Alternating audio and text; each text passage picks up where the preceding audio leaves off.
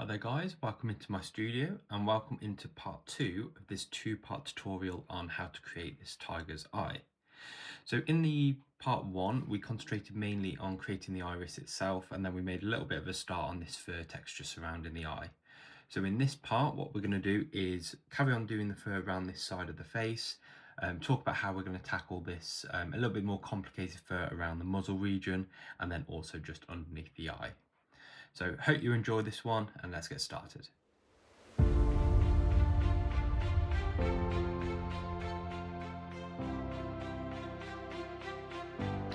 then guys, so to begin with, I think what we're going to do is start with this fur texture coming down underneath the eye, just save me having to rotate my board and move around. So initially we've got this area just coming in under the eye here, but obviously we've still got quite a lot of area to cover coming across the face. So we're going to be using a tattoo needle to begin with. So this is my 5RL tattoo needle. And obviously we use this quite a lot in the first one, in part 1 of this tutorial. And like I said, it's going to be used quite often throughout this whole piece. So initially, again, I'm just trying to work out where the different structures are. So obviously we've got our liner on the board to follow, but it is a little bit difficult to see in certain areas. So we're just going to take our time and slowly just map out where things are. And whether that's just by putting a few lines in, just that I can see so I can judge roughly where I'm going. Now, like I said before, this doesn't have to be exact. We're not trying to get everything in the exact same position. So if you're a little bit off, don't worry too much about it, as long as things are roughly in the right place. So we're just, obviously this area is a little bit more complicated. We've got a lot of sort of soft transitions into darker fur that we just need to pay attention to.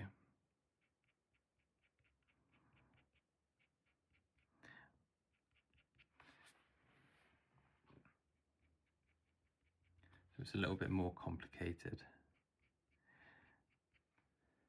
But we're mainly, when I'm doing this sort of area, or an area that's a little bit more complicated like this, I'm really just looking at either sort of the outlines of the areas or some specific shapes. So as you can see in the reference photo, there's this sort of area, almost like a circled area just here by the eye, and then it's almost sort of just following down in a bit of a line around here. And that's what I'm trying to get in. Well, that's what I'm trying to just map out initially.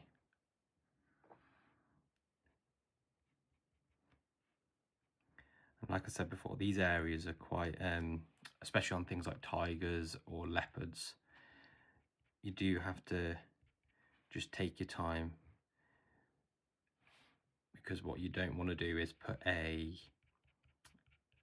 let's say a white stripe or a white patch of fur where there's meant to be a black patch of fur, because that's going to be a lot harder to resolve. So it is better off just to take your time.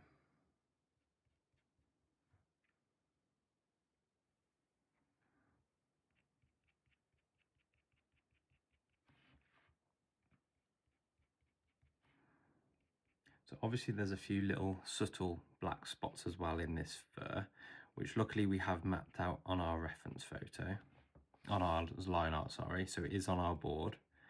But like I say, I'm trying not to worry too much about those sorts of things. You know, if they're slightly the wrong shape, if this was a different tiger or it was looking in slightly another direction, it wouldn't matter. Or those little black spots would be slightly different anyway.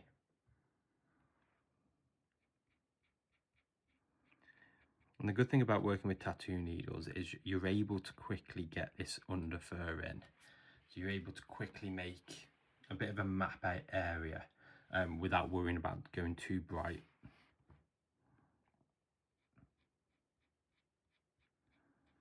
But but I'm still trying to make sure that we're going in the right direction. So obviously here you can see as the area of exits from underneath this eye, it sort of angles down this way and it's going to curve up and start heading up this way. So these are little things that we still need to pay attention to, even though they are these rough initial base layers. And this is, again, one of the reasons why I don't go too detailed or put too many points in with my line art, because when you're in an area like this, it can be quite confusing.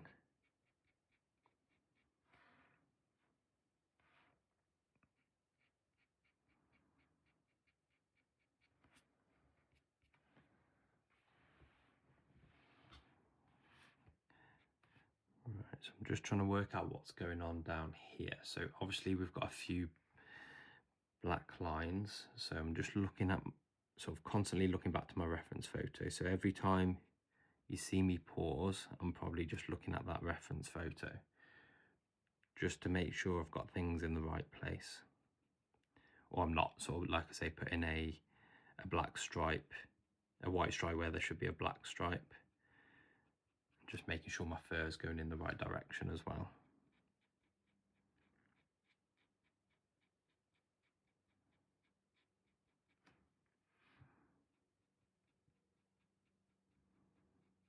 So if you haven't already checked out part 1, where we tackled the eye itself and this initial fur, head over and have a watch of that one. I'll leave a link for it down in the description if you haven't watched it already. But that's going to give you a good grounding for the fur texture that we're going to be doing in this part 2. And basically this whole part 2 is going to be, apart from I might just touch up a few areas around the eye and in the actual eye itself, most of this is going to be fur texture.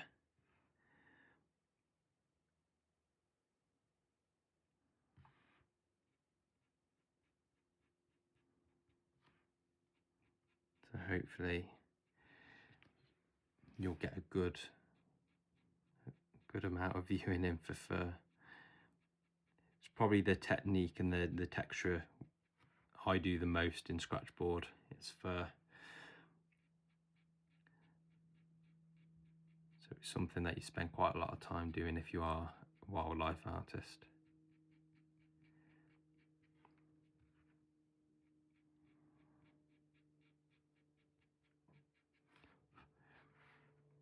So you can see this area is quite rough still. So we're still just doing that mapping in. And then we're going to come back in and we will sharpen this area up and neaten it up a little bit.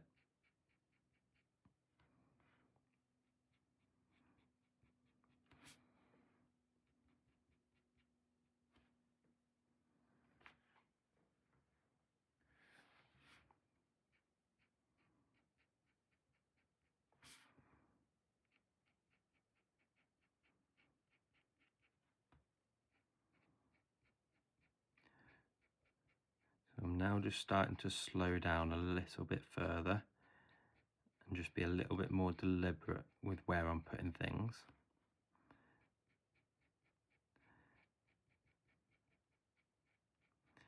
Now the good thing, like I say, about this tattoo needle, so I mentioned this in the first video. So this is the 5M1 tattoo needle, which means there's 5 tattoo needles or 5 points to the tattoo needle in total.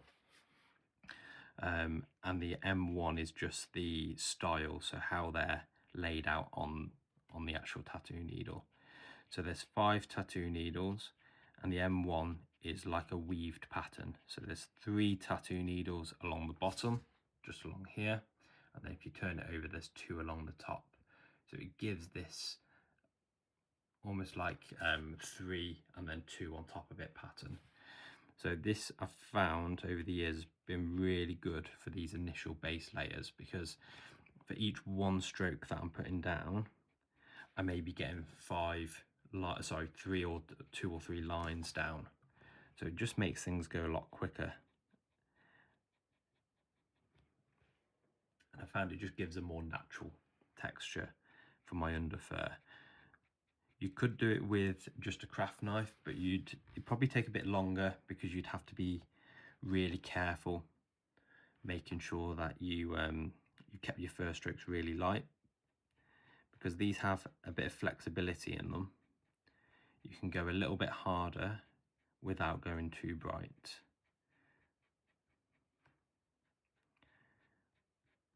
Which is kind of what we want to do, because we want to slowly build up these layers. So we don't want these initial ones to be really bright.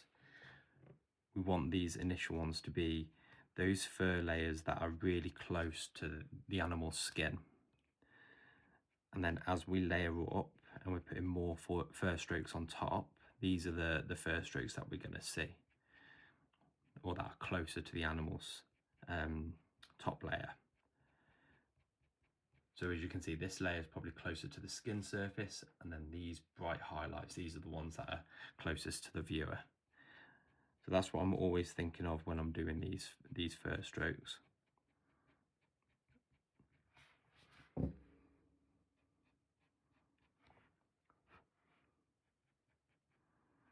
So this area just down here, this area is going to be a brighter area, as you can see in the reference photo. Now on our line art, we've put a W just in this area, so I know that that area is going to be a bright white, hence the W. So it just allows me to remember where I am, almost like a little reference point.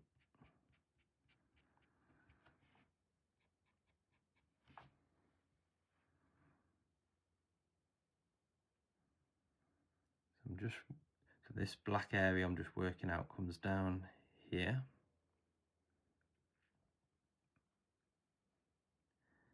And follows down this part. I'll probably just end it about there.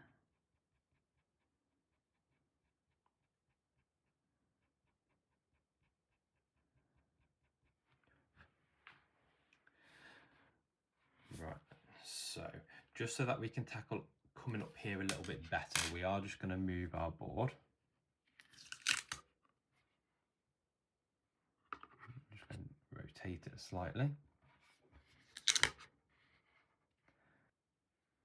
So by turning our board like this, it just allows it to go a little bit quicker.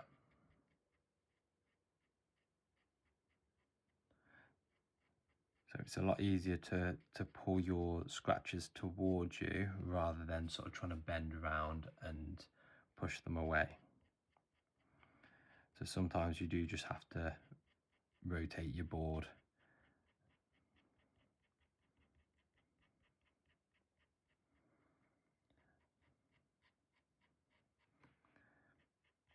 We're just going to put the edge of this fur in.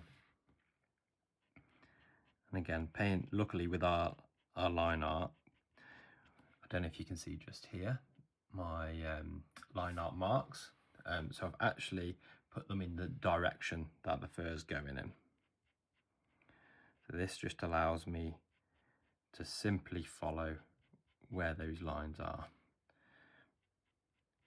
So it takes a little bit more time to create your line art when you do something like that. But I think now it saves a lot of time, because otherwise I'd constantly be having to try and work out which angle I was meant to be going. But now that I've got this in, obviously I still pay attention to the reference photo, but it just means that I don't have to look at it as much, just for these initial base layers.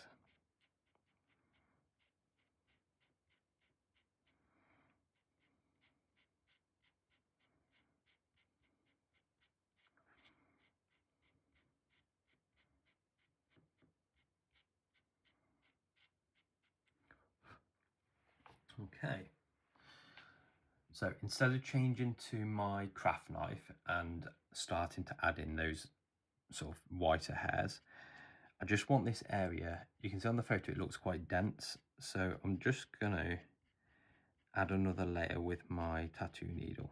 I'm just going to press a little bit harder,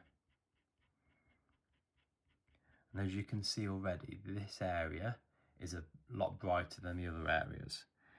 So you don't always have to change to a different tool.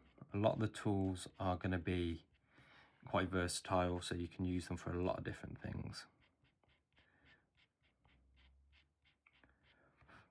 And you'll see I'm constantly, none of my strokes are just going parallel to each other like that. They're all curving and crossing over each other,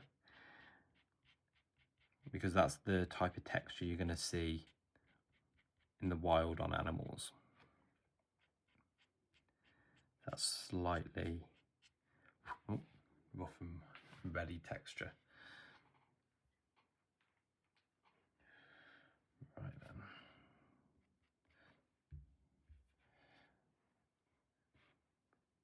So same down here.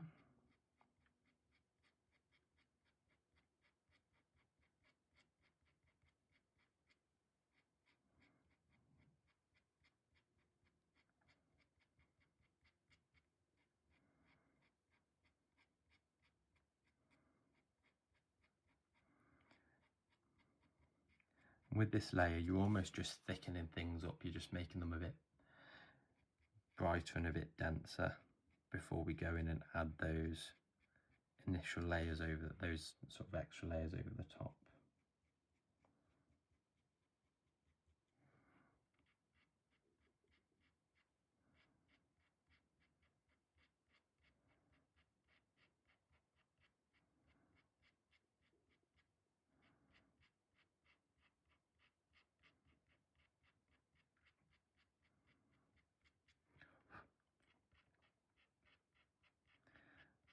And like I say, you can probably see how much quicker this is than using just a craft knife. Like I say, you can just use a craft knife if you want to, but for speed, I definitely look at investing in some tattoo needles.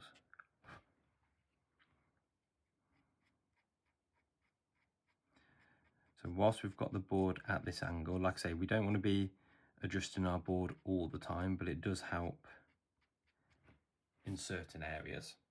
So before I move this area, I'm just going to start getting in that brighter fur texture.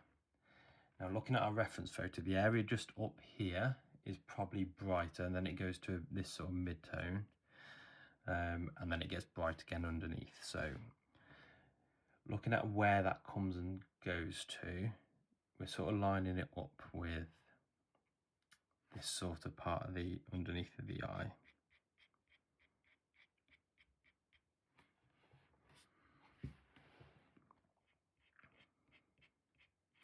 Now these are the strokes that are probably going to show through a little bit more, so you do want to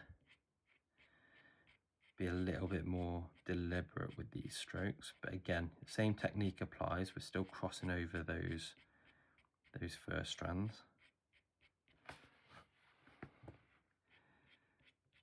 But this is probably the same amount of pressure I was putting through with my tattoo needle, but you can already see how much brighter it is. So when you're using the craft knife, just make sure that you are adjusting your pressure .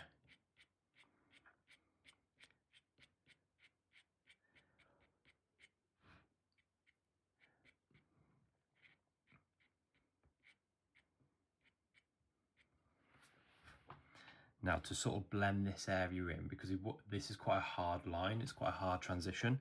We don't want that, we just want this to be a softer transition. So again, just sort of trying to blend this area in, but just going really, really lightly. We're almost just about scratching the surface of the board. You know, we're not gouging, we're just lightly scraping, and if we were to sort of look at it from the side, we would be coming in, touching the board and then lifting off. So we're just lightly catching the board, because you always want to have the option to go brighter, but the only way of going brighter, well, the brightest area you could go is with the white of the board. So that's something that you really do need to pay attention to. If you go too bright in an area that's not meant to be that bright, you're going to have to darken it up, otherwise it won't look right and you won't be able to get the other areas as bright.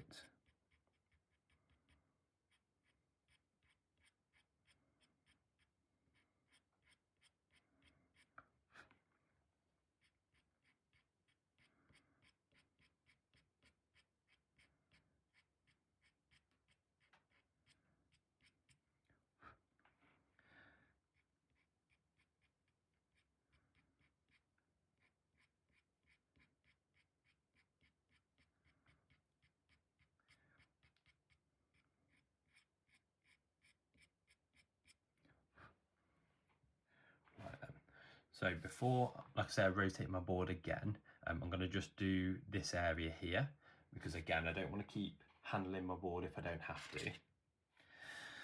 So I'm just going to start by just making this area here a little bit more dense. And what I'm going to do is just move my own reference photo, just so it's facing sideways as well, because it's easier to judge where you need to put things in. And there will be some areas that I don't even use the craft knife. I know there's not really been any of those areas so far, but especially round here and underneath the eye, a lot of these we're going to keep with just your tattoo needle.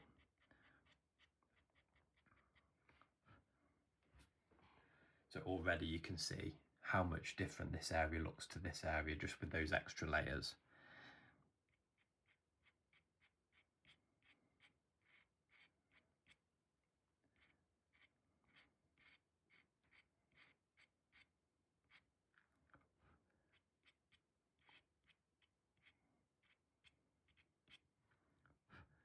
There we go, and that's probably all we're going to do there. Like I say, I don't want it to be competing with this area up here. If we sort of put everything at the same level of brightness, everything's just going to look a bit flat and there won't be much tonal variation.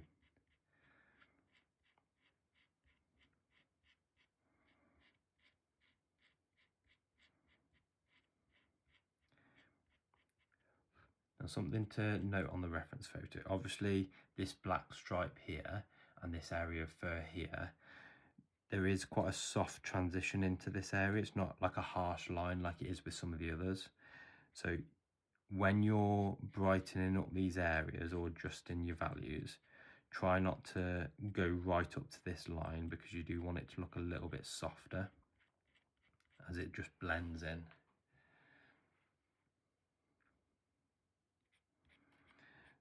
So I'll try and think of, or it might help to think of, especially if you're fairly new to Scratchboard or you're tackling this piece in particular, it would be good to think of it as almost like layering. So we put our first initial layer down with our tattoo needle, and that's our base layer. We then come back over the top with a second layer, which is more like our mid-tone layer, and just sort of help refine it a little bit further. And then we come finally back in with our top layer, which is either with our craft knife or whichever tool you're using. It can still be with the tattoo needle if you want it to be, and just add those top details on top. Obviously you can have a couple of mid layers, but when you're starting out, or you're tackling a complicated structure like this, if you think of it in those 3 layers, and then when you've finished your piece, you can always go back over, readjust things, add more layers in. But sometimes it just helps to break it down. So I think that's probably all that I want to get in around this side. So we're going to turn our board again.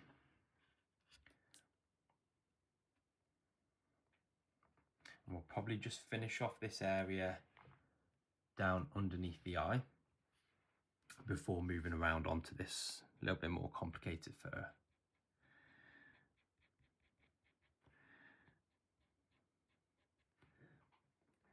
Now again, this area is quite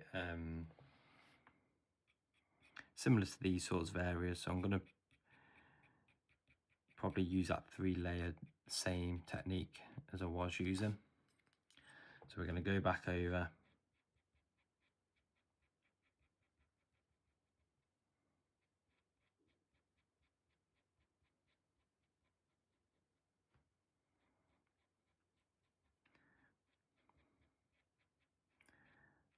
I'm not being too precious on this area, as you can probably tell, because I want to give that broken up look. I want how it's almost like a speckled texture. It's not nice and uniform like the areas above.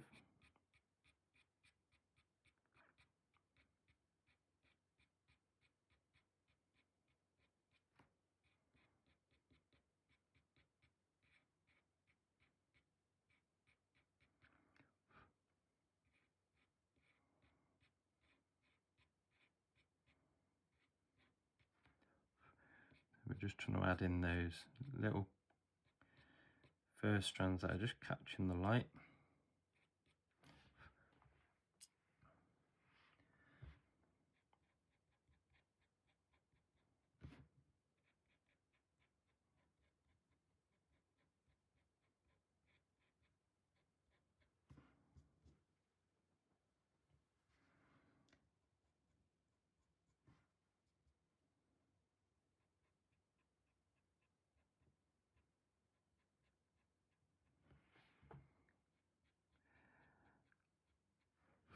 And I might just leave that area like that just for the time being.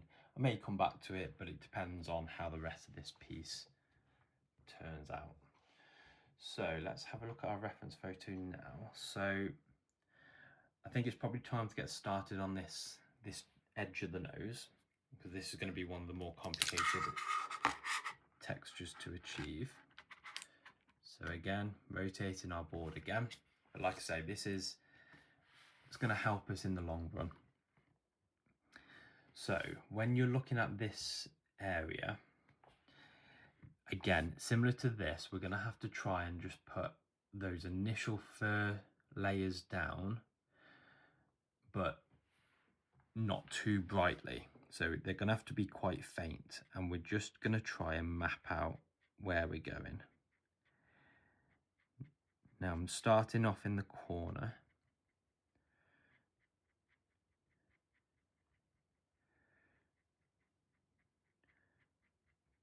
Just so that, because I can see those lines a bit clearer. Now again, luckily when we were doing this line art, we anticipated that this area was going to be a bit complicated. So we took our time to actually put in the directional fur strokes so that we knew where we were going to be going, which is going to really, really help you at this stage. Now, we'll have a video coming out shortly, specifically for this tiger piece, that's going to show you my process of actually drawing up my line art, not transferring it onto the board, but just how I create a line art, and then how I pick out certain areas, what I think I'm going to struggle with, and how I sort of plan for that. So keep an eye on that, or keep an eye out for that, sorry. So initially, this area is sort of coming more almost straight across, and then it's going to end up angling upwards and then also angling downwards. So it doesn't matter really which way you decide to go, whether you want to go up first or down.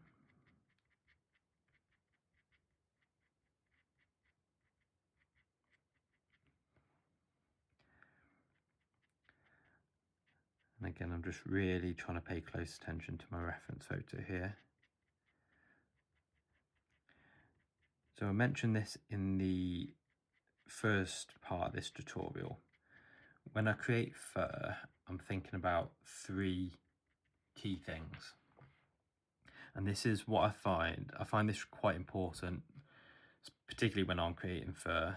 I find it helps me achieve more realistic fur if I think of these 3 key topics, key 3 elements.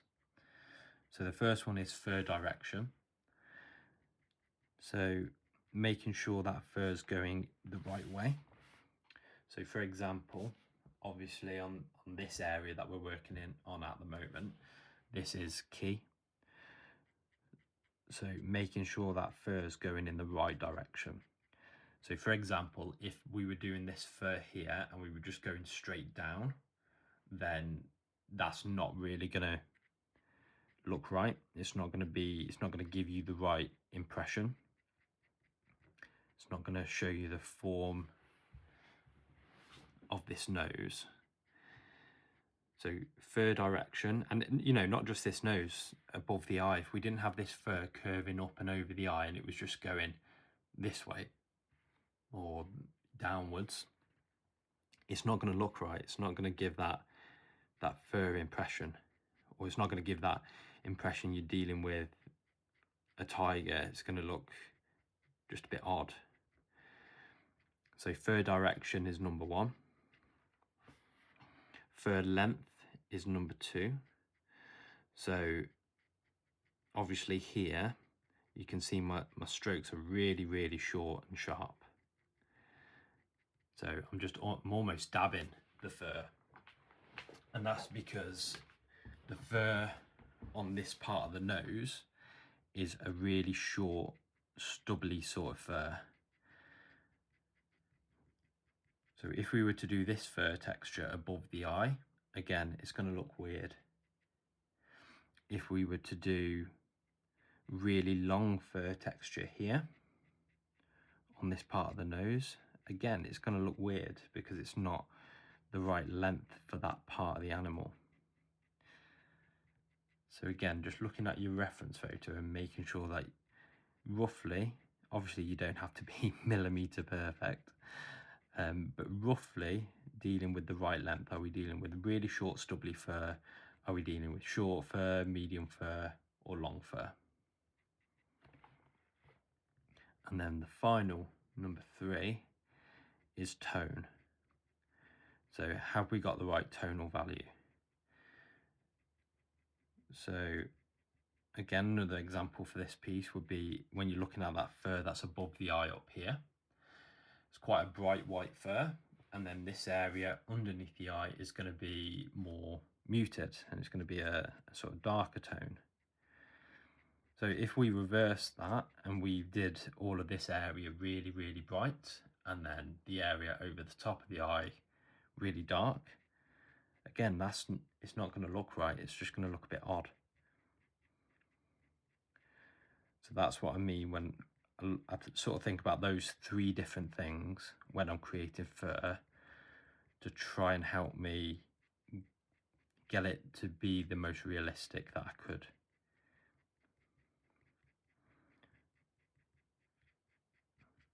And that's just what helps me. Not saying it's definitely going to help you guys. You may have a different method that you really like and that works for you, and that's fine.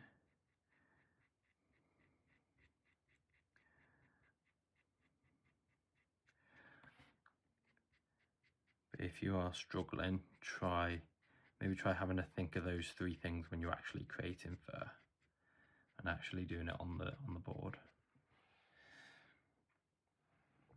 Okay, so this fur is now coming up here. It's now bending over, and then it's coming up and around here, and then it does like a bit of it comes sort of in and then back out.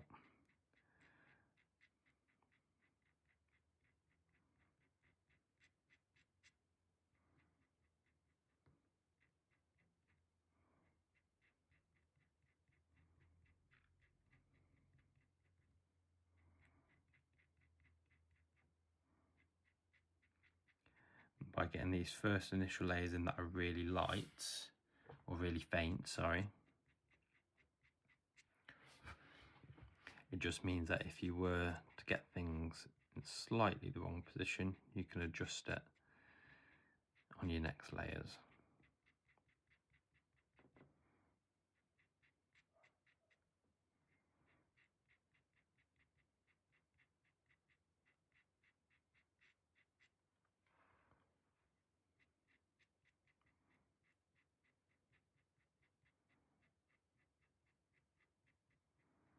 So even though we're following this fur direction, we are still crossing over our fur strokes so that they're not perfectly parallel.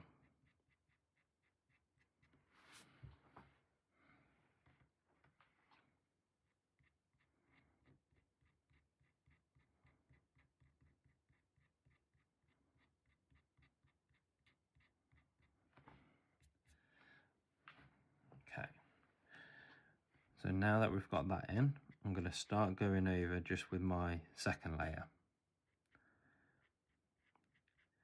Now that I know we're going in roughly the right direction, I'm going to now, again, whilst I'm doing this, I'm sort of now paying attention to the tones with this second layer. So I know obviously closer to the crease of this eye is going to be darker.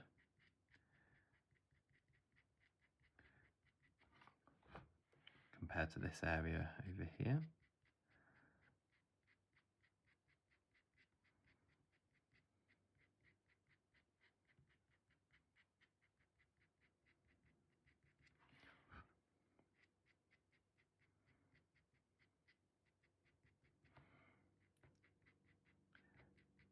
This is a slower medium.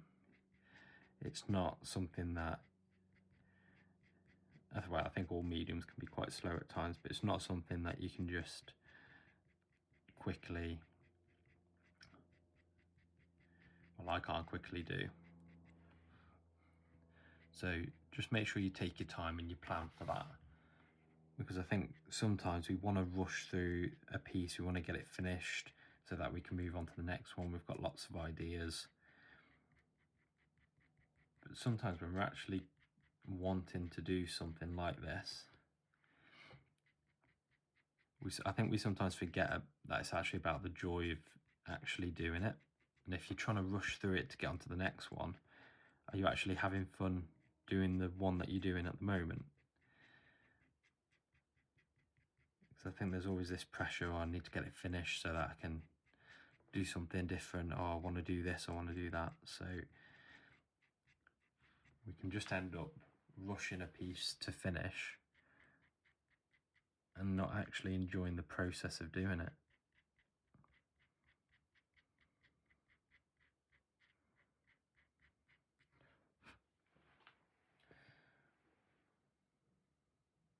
Okay. This area is probably going to need a few more layers just to give it that sort of density.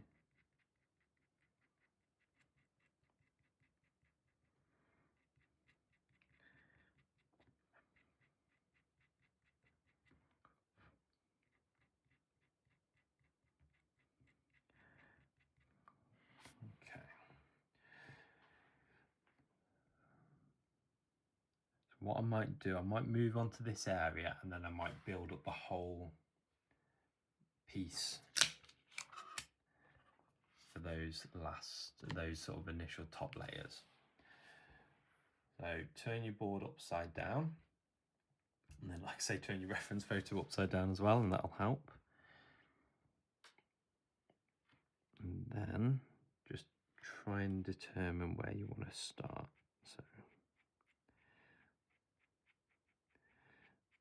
So again, for me, these white areas here, they're the sort of brighter areas in this piece. So I want to make sure I don't go as bright as them on the other layers or in the other areas.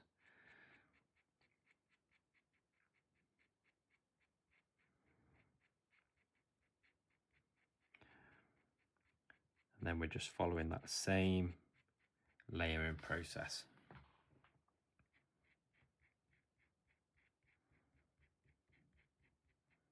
Those initial base layers.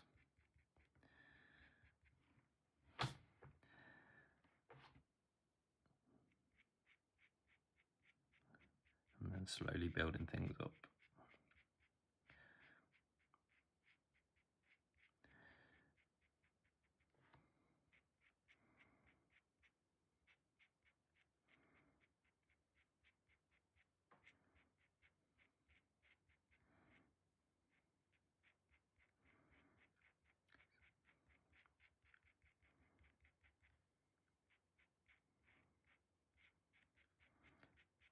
And I think on areas like this, maybe this area, probably this section just around here, compared to, let's say, maybe underneath the eye and around here, you can have a little bit more artistic license, a little bit more freedom, I'd say, because areas like this, you know, if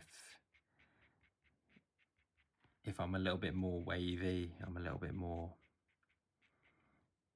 free with my strokes, it's not going to make that much difference to the rest of the piece. I wouldn't have thought it's going to ruin the piece if I make this area a little bit more fun. Whereas on this area, you need to try and be a bit more careful and a bit more restraint because if that area goes wrong, it can end up looking a bit odd. And I think that's an area where a lot of people feel like they struggle, or they've asked me about and said that they struggle with.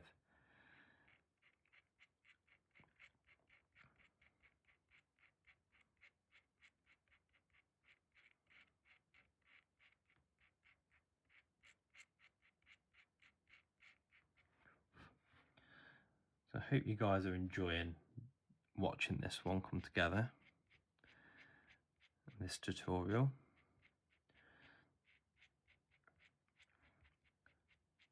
Obviously I'm going to be trying to do more tutorials from now on, so I just need to know really what you guys want to see. Something that I think might be difficult or might be what people want to see might not be what you actually want to see, so feel free to drop me a message or put a comment down below, just so that I know what you guys think. Do you like this style of video? Do you like the real-time aspect of it? Or would you prefer maybe like a more in-depth full piece? I could maybe do it over, multiple parts. I probably wouldn't be able to, the idea of this one was to get a finished piece in about roughly 2 hours. I think we might be going slightly over that, I'm not too sure yet. Part 1 was just over an hour.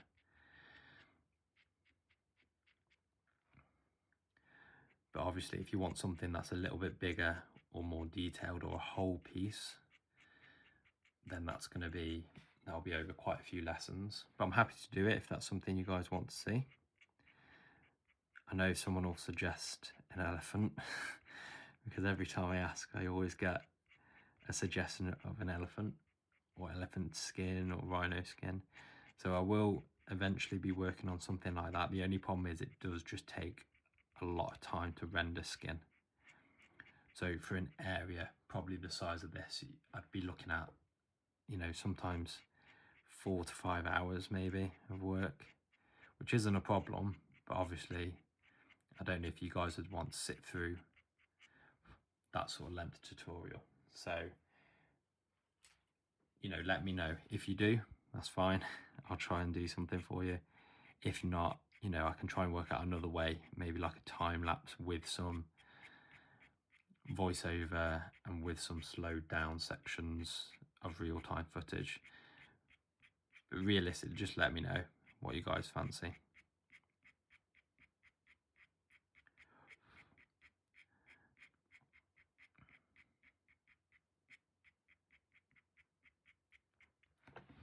And if you want to see what I'm working on at the minute, that's not tutorial based, you can head over to my social media channels. So I'm over on Instagram, Facebook, so you can keep up to date with what's going on. I mainly post like work in progress pictures and finished pictures over on there.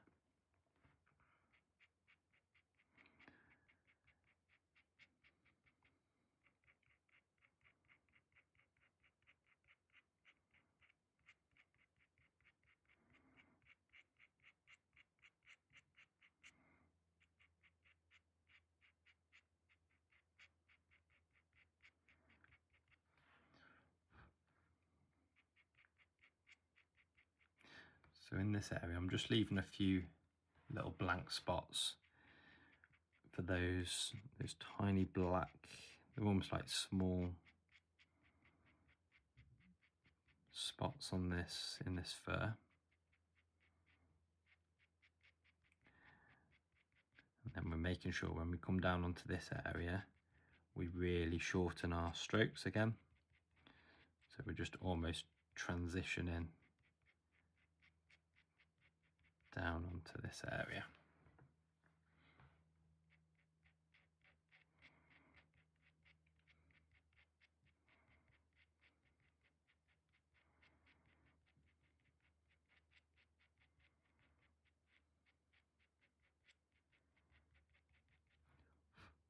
Okay.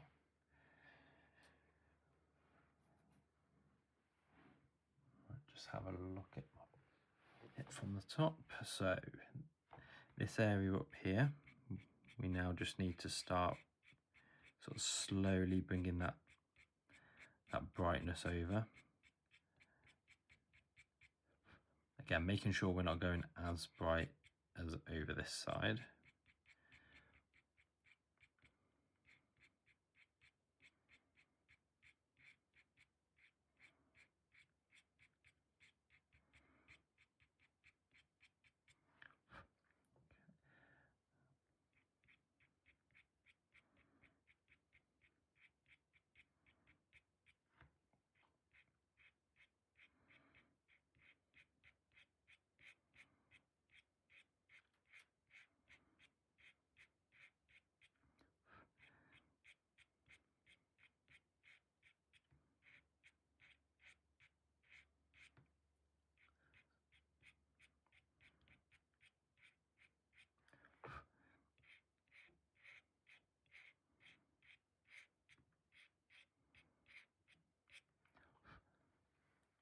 So sometimes the actual first strokes that I'm putting on, they're not even on the reference photo. So I'm just looking at the tones really, but sort of like these first strokes over here, I just wanted to give this area a little bit more interest. So I've just added a couple of flyaway hairs, which I think help just make the piece a little bit more interesting. So like I say, you don't have to be a slave to that reference photo. You can experiment with a few different things.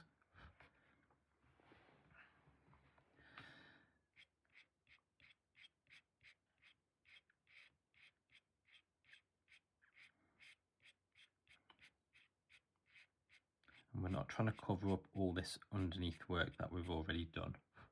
So here we were covering up quite a lot because it was quite thick, dense white fur, but here we're leaving space between these sort of top layers that we're putting on. So we're putting these top layers of individual fur strokes on, but we're leaving a lot uncovered, and that just helps, again, just with that realism.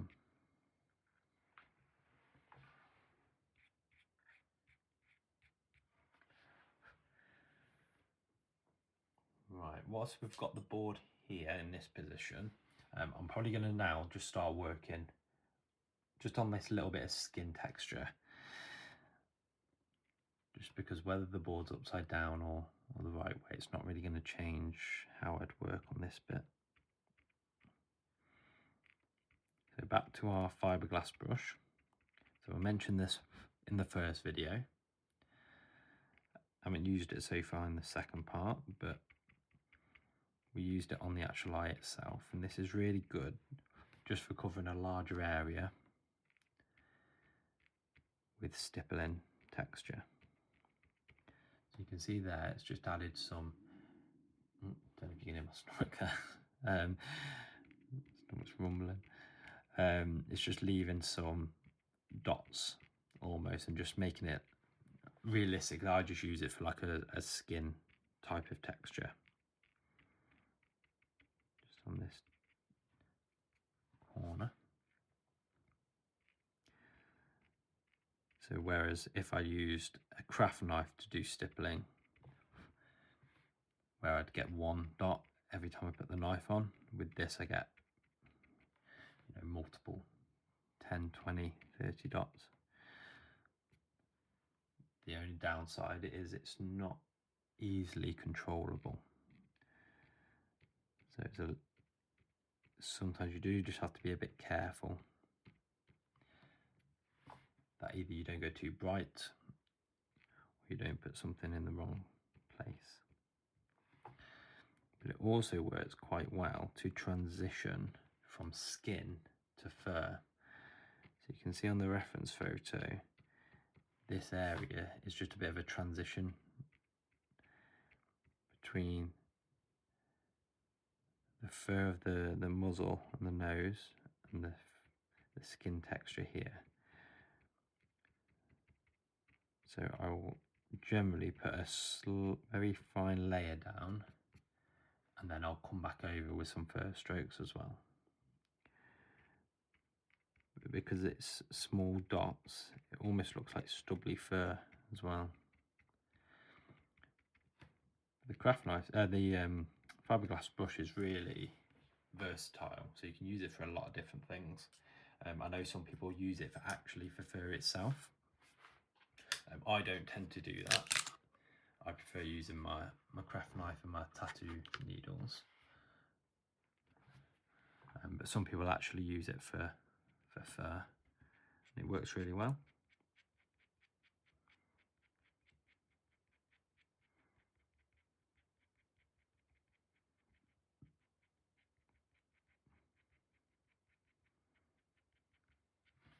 Okay, so for the area, you can see on the bridge of the nose, the fur's a lot lighter than what we've got it, so there's quite a lot of highlight coming over here. But I almost don't want to use my craft knife for that. But I want something that's going to give me like single fur strokes. So I'm going to use this tattoo needle here, which is a 1RL tattoo needle. So similar to, so when you're looking at tattoo needles, they come in different sizes, but also different styles. So there's one called an RL, which stands for round liner. Obviously, you can find all this on the internet as well. I'm by no means a tattoo needle expert, but the round liner you can get in multiple sizes. So you can get a 1RL, a 3RL, a 5RL, a 9RL, and it just stands, the number stands for the amount of needles in that style. So for this one, the 1RL, there's just one tattoo needle, but I also use one that's a 9RL, which is this one here, or this might be a 7RL, and there's 7 needles around the edge. So as you can see, this one's a lot thicker. So if you want a thicker mark, you could try using that.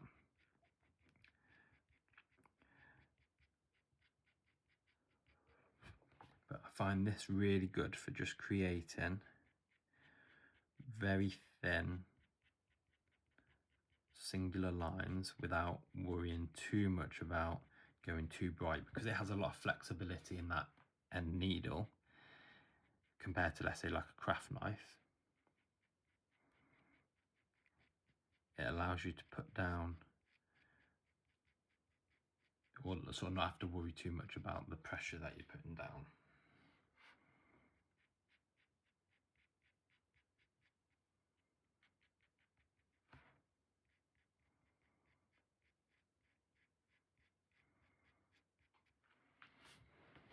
You can already see there how we've just brightened that area up. I might go back over just with this 5M1 tattoo needle. So this is what we were using to cover all that base fur with. Now sometimes in an area like this, I'll just run it over the top if there's too many like black lines showing through. So you can see on the reference photo, it's quite a dense area of fur. So I don't want too many black lines showing through.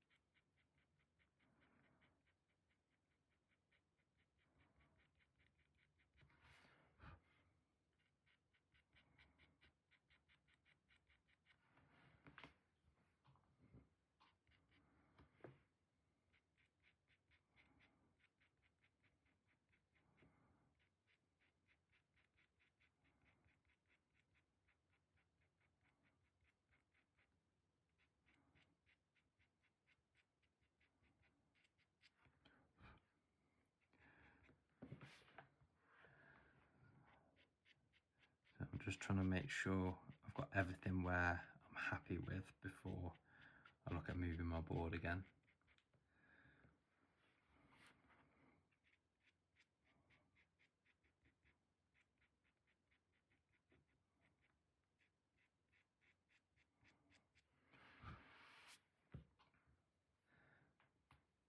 I'm just trying to work out if I want to brighten this area up any more. So sometimes I won't go as bright as what's in my reference photo for certain areas, and that's just by choice.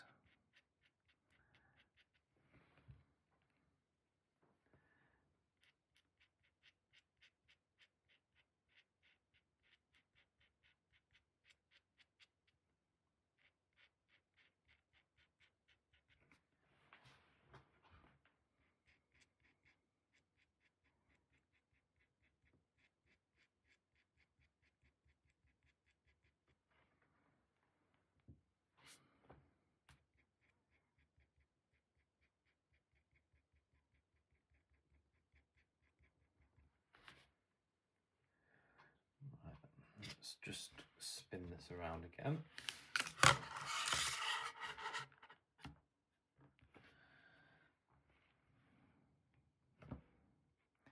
Sometimes then when you're in a different light, you just see some bits that need adjusting. So like this area just here.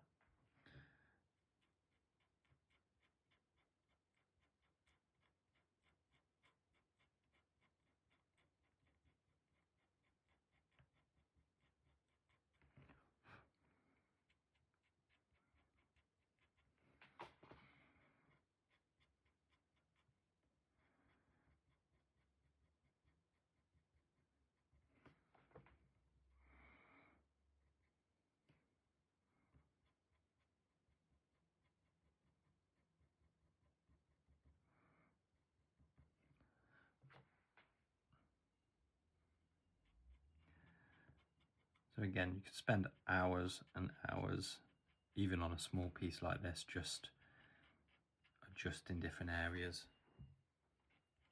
So it really depends. It's really almost like a personal preference on when you end up wanting to stop. So we've still got a little bit more to do. But if you wanted to end up stopping there, you could. It really does just depend on what you want your piece to look like and what you want to get out of doing it, really.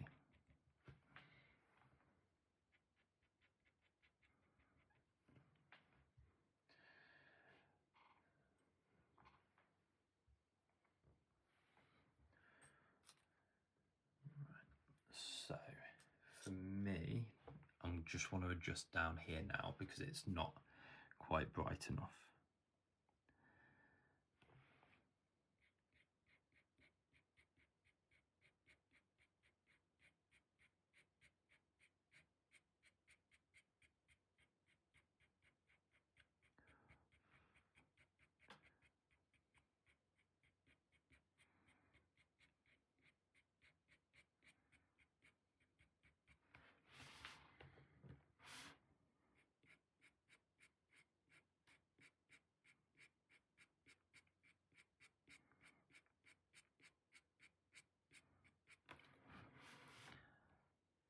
Like I said, you don't have to carry on. You can stop at any point, really.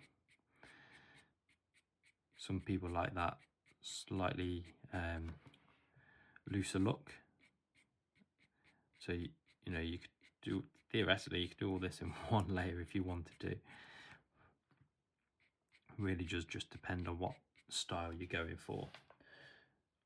For me, I sort of always end up going for realism, or attempting to go for realism, I should say. So I'm a bit of a perfectionist. I'll just end up, I'll put something away and then I'll come back to it and I'll mess about more with it.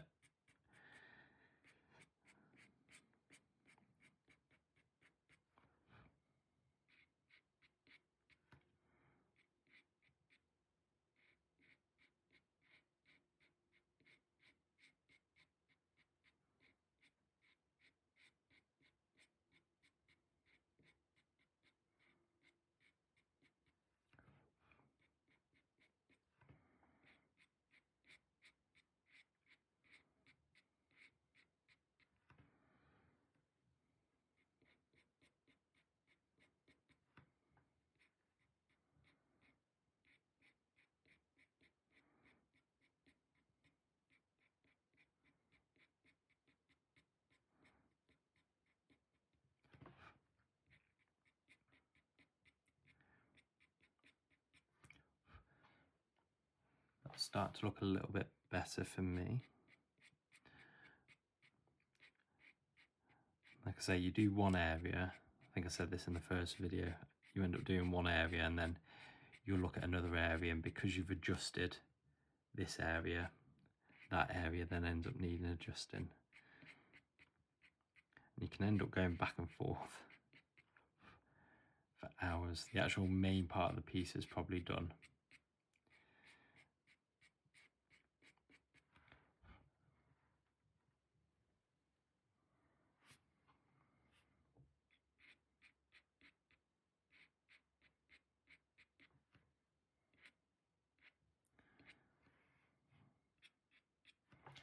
So now, just when I'm starting to finish off an area, I'll just add in those little flyaway hairs that I think just give it a little bit more realism. Just those ones that go a little bit in an odd direction. Obviously not too wild, but I'll leave it to that. Now I've just seen that there's an area in the top of this up here, which I didn't actually include in my line art, but now that I'm looking at the piece, it looks a little bit unfinished up here.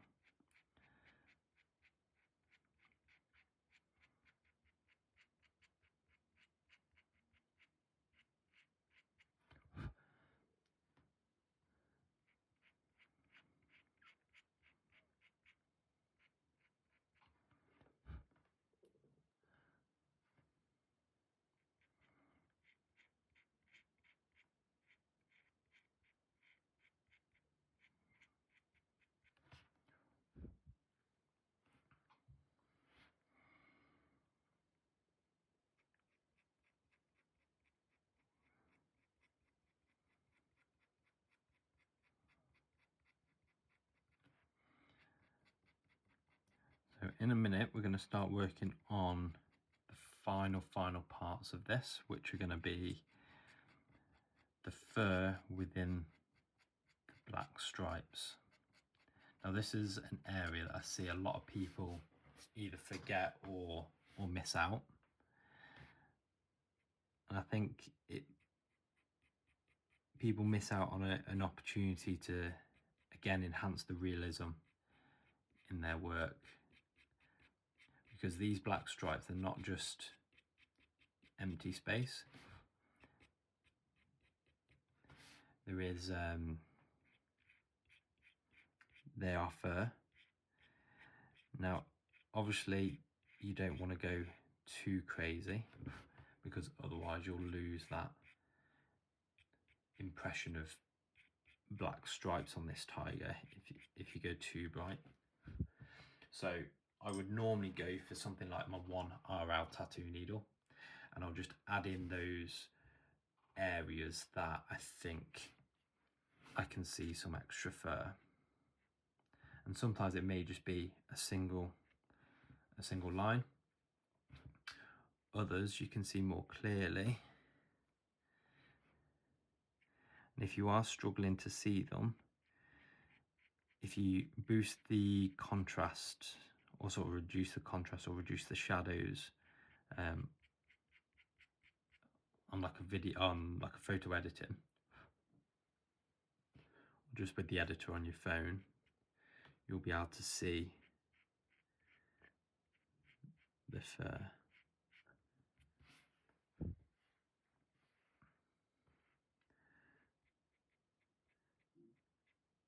There's just a couple of strokes in there.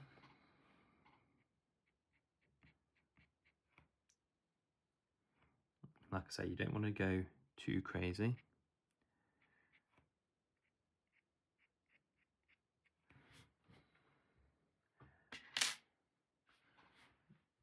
But you can definitely see up here in this stripe, there's definitely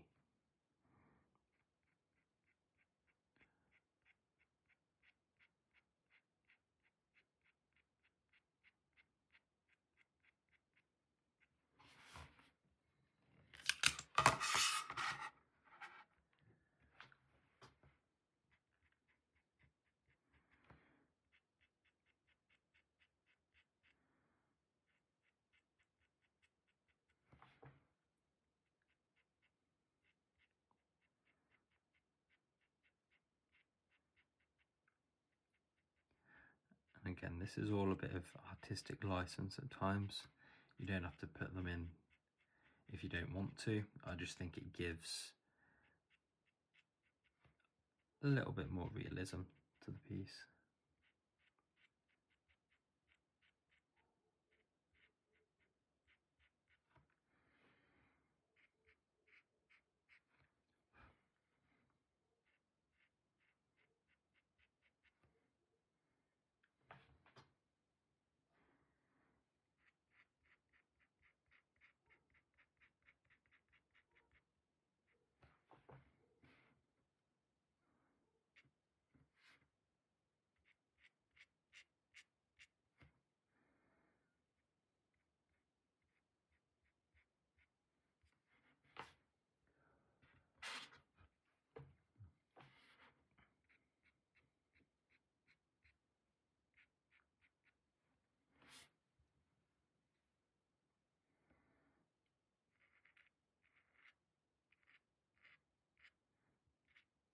This is where that single point tattoo needle really works.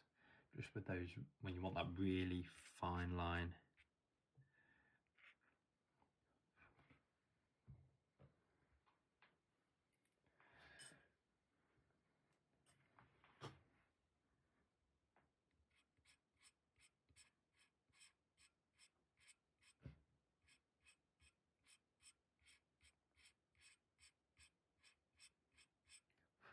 This is all just those final adjustments now.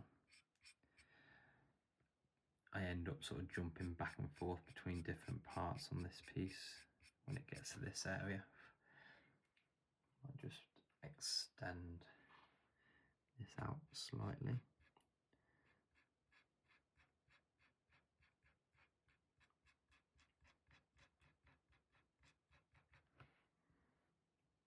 Just so it's in line.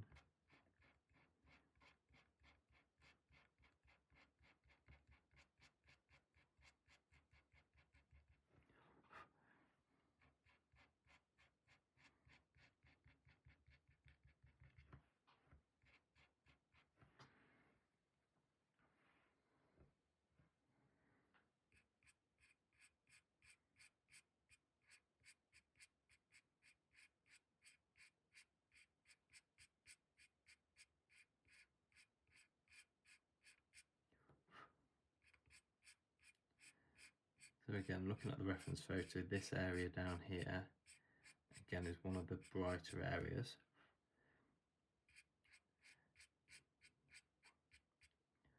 So I just want to make sure I get that in.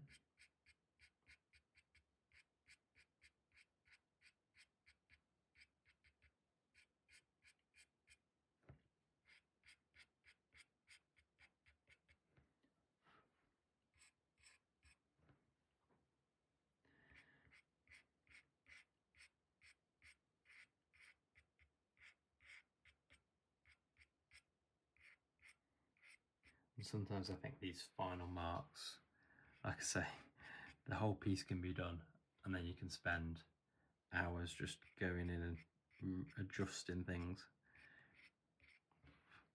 But it's completely up to you how much time you want to spend doing this. You know, I could probably spend another half an hour really adjusting different areas.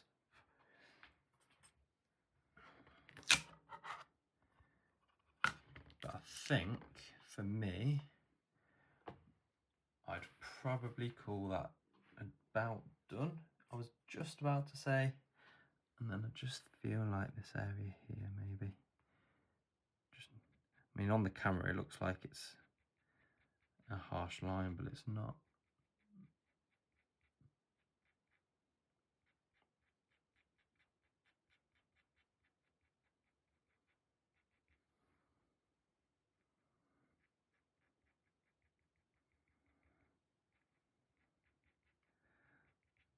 See, you can almost be done, and then you'll step away, you'll see another area, and you'll be like, oh, I need to go and do that.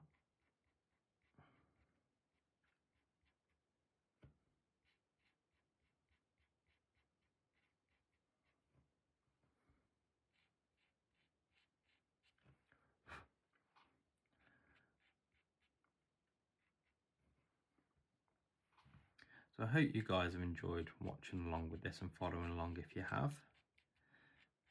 Let me know what you think. And like I say, let me know, don't forget to let me know what sort of videos you'd like to see in the future.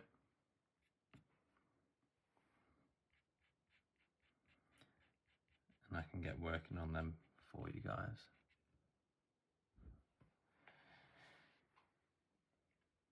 So I think I might just leave it there.